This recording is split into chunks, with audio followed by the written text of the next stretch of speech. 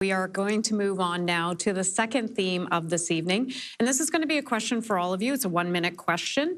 And I'm going to start with Mr. Carney this time. So Canadians are living in tough economic times. As Prime Minister, what would your priority be to strengthen our economy?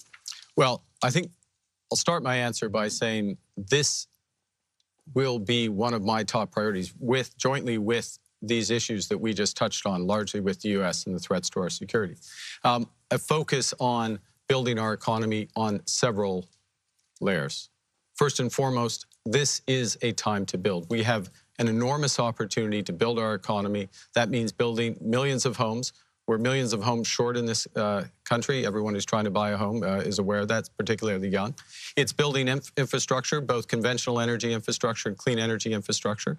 It's building up on the conversation we just had, on intelligence infrastructure. It is diversifying our trade partners with new trading routes, and it's creating one Canadian economy instead of 13.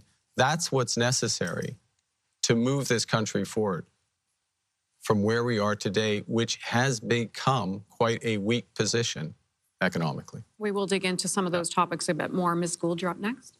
Thanks. Thanks, Hannah. I think your question was actually about the cost of living for Canadians.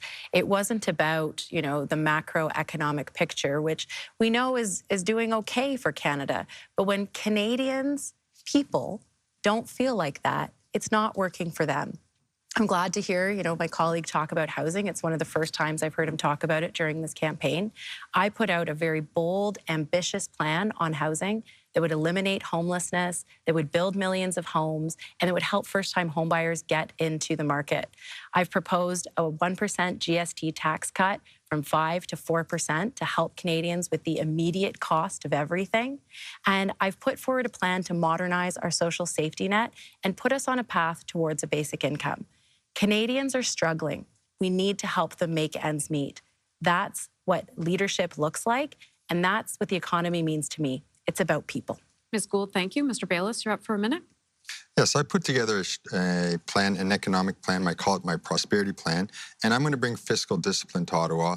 And yes, we're going to have to stop running deficits. It has a direct impact on the value of our dollar, and that has a direct impact on affordability.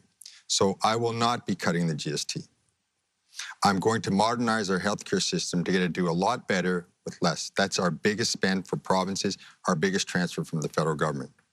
I'm going to increase productivity. This is something I know from my work in business, but it's something as well that I'm going to bring to government. And also, I'm going to do a lot of procurement as much as possible within our trade rules from Canadian companies.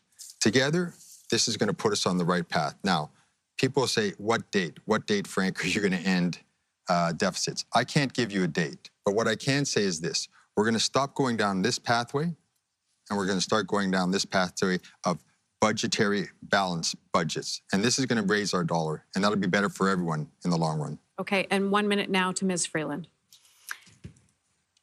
All economic plans today have to start with an effective response to President Trump.